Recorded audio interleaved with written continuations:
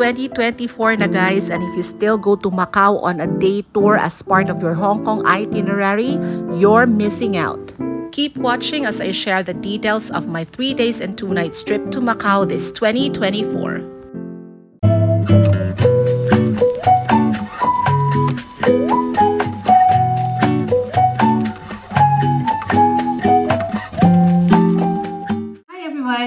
In this video, I am going to finally share my detailed itinerary and budget for my trip to Macau, although this may seem a little bit late. If you've seen my Macau vlogs, I refer to my Macau series as Macau like you've never seen before. Unang-una, because this is not like a typical travel to Macau na siningit lang natin sa Hong Kong trip or nag-spend tayo na maraming time exploring the casinos or yung Cotai Strip. If you've seen my vlogs, you would notice that we spent 3 days and 2 nights doon sa harbor side. It's the more local side, the cultural side of Macau. As I've said in my YouTube info page, my travels are a mix of budget and luxury and usually the chill kind. So please treat my itinerary and budget as a guide, not something set in stone. Feel free to use it, feel free to adopt it or tweak it depending on your preference. Let's begin. Let's talk about pre-travel expenses. By the way guys, walang pre-approved visa requirements sa Macau. So this is similar to flying to Hong Kong, Singapore, Thailand. Walang visa na hinihingi beforehand. So just book and fly. Okay guys, so we got 2 tickets from AirAsia.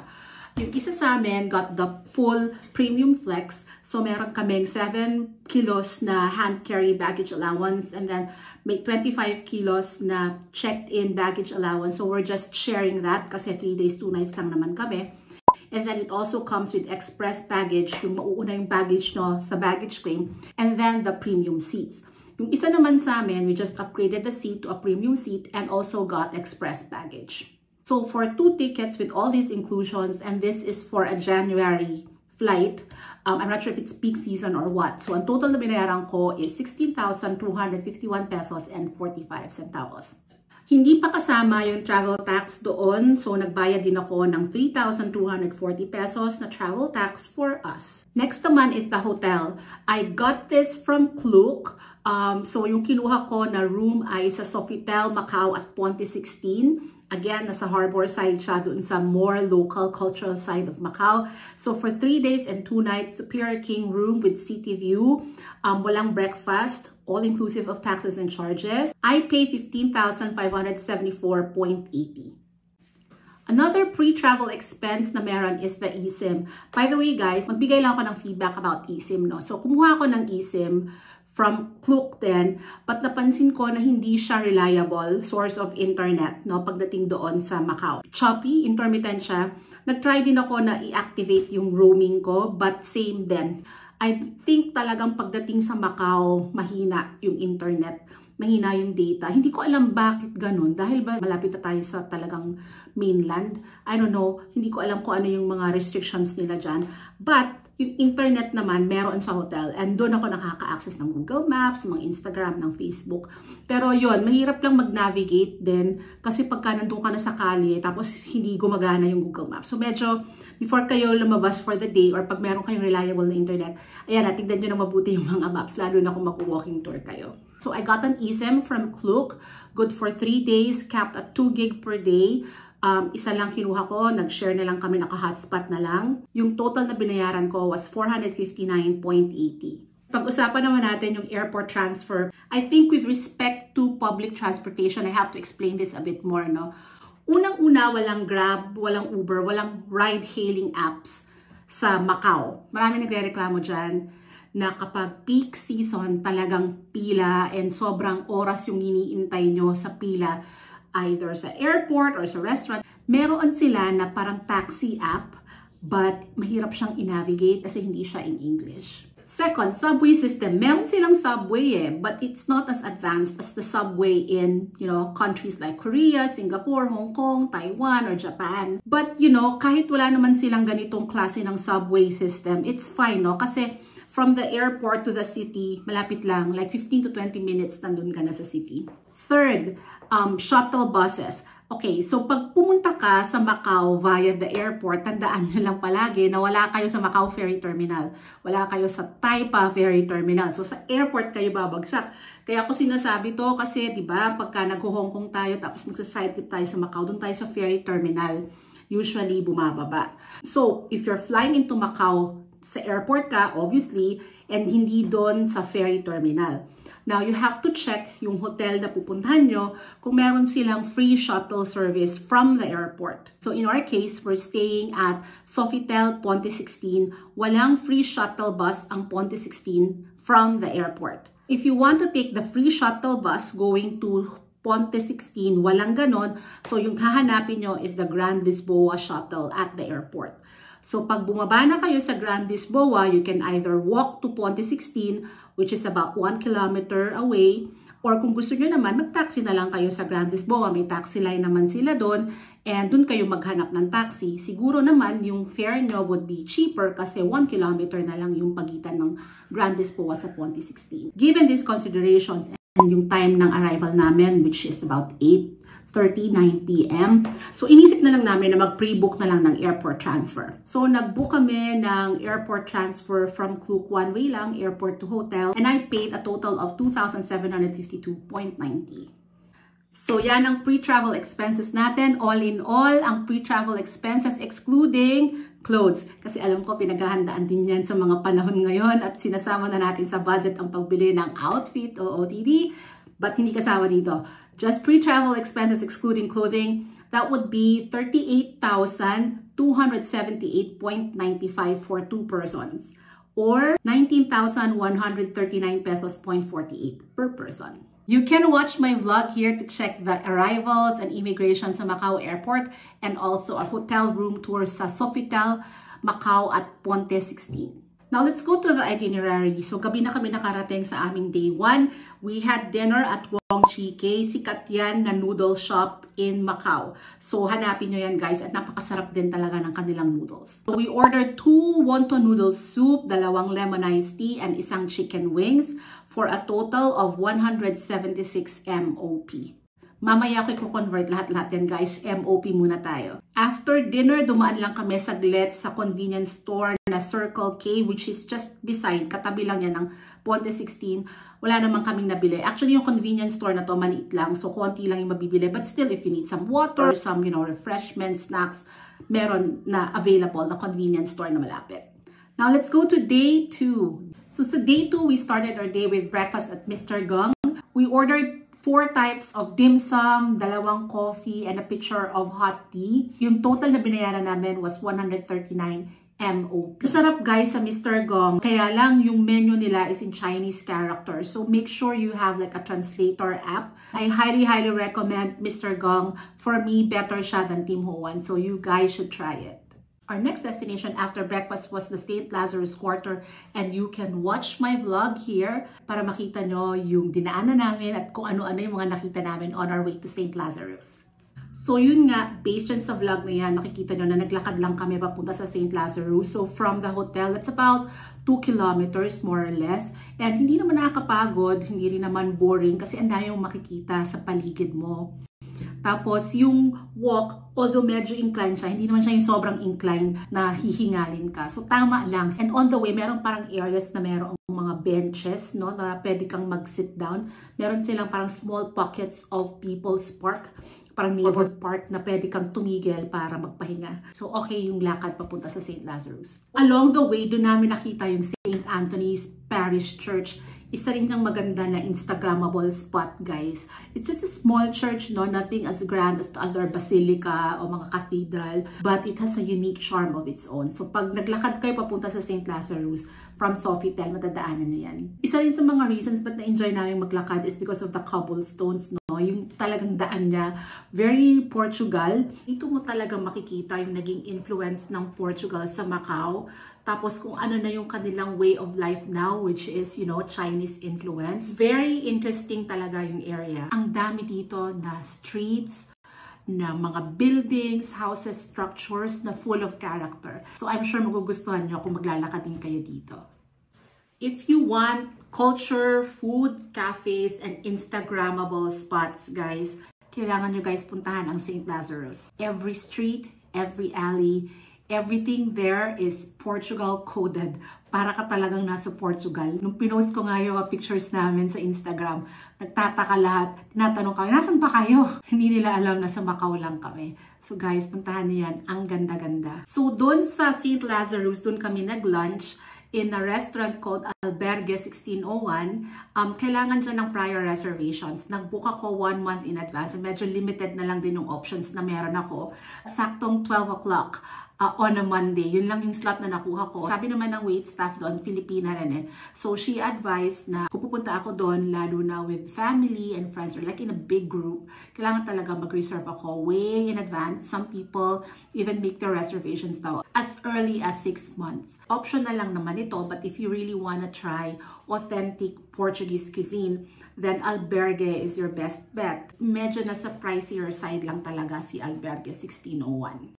So we ordered octopus salad, which is 148, gambas 128, piri-piri chicken 188, lobster rice 578, serradura for dessert 78, and bottled water 38, and Coke 32. Tapos dalawang brewed coffee 76. So our total bill for lunch was 1,390 all-inclusive. After lunch, naglakad na naman kami guys. Ang destination naman namin was Grand Lisboa. This is about 1 to 1.2 kilometers away from Albergue 1601. The reason why we're going to Grand Lisboa is because dun kami kukuha ng taxi papunta sa next destination namin, which was Taipa Food Street. So this is the vlog that you should watch guys para makita nyo kung ano yung mga ganap sa Taipa Food Street at kung ano yung mga sites na nakita namin nung paglalakad namin papunta sa Grand Lisboa. So from Grand Lisboa, kumuha kami ng taxi going to Taipa Food Street and ang binayaran namin was 76 MOP. At the Taipa Food Street, we bought some canned fish from Loja das Conservas. We got 1 sardines for 88, isang bacalao 98 at dalawang canned salmon for 128 each. So yung total namin binayaran sa Loja das Conservas ay 442. So we also bought some pasalubong from Pasteleria Koi K. So basically mga peanut and cashew candies ito, tsaka almond pastry for a total of 432. Tapos nag-try din tayo ng egg tart for 10 MOP. So after na yung mag-ikot-ikot sa Taipa Food Street, kumuha ulit kami ng taxi to go back to Sofitel and ang pinayaran namin was 78 MOP.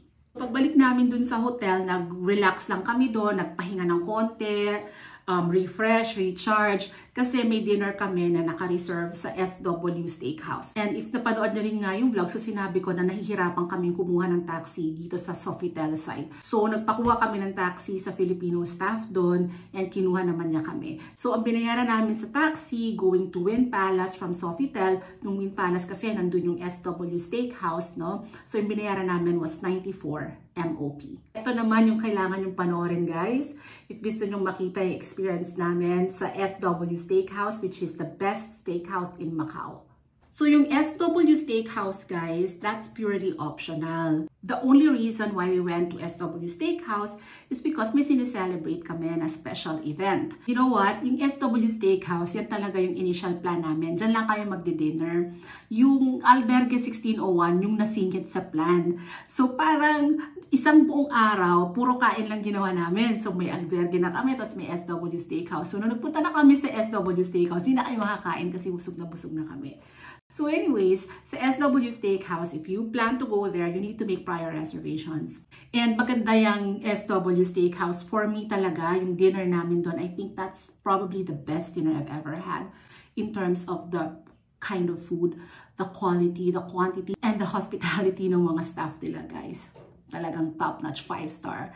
And syempre, yung entertainment. Sa weekends, balita ko, may jazz band. But kung hindi naman kayo weekend pupunta doon katulad namin, meron pa rin silang mga shows.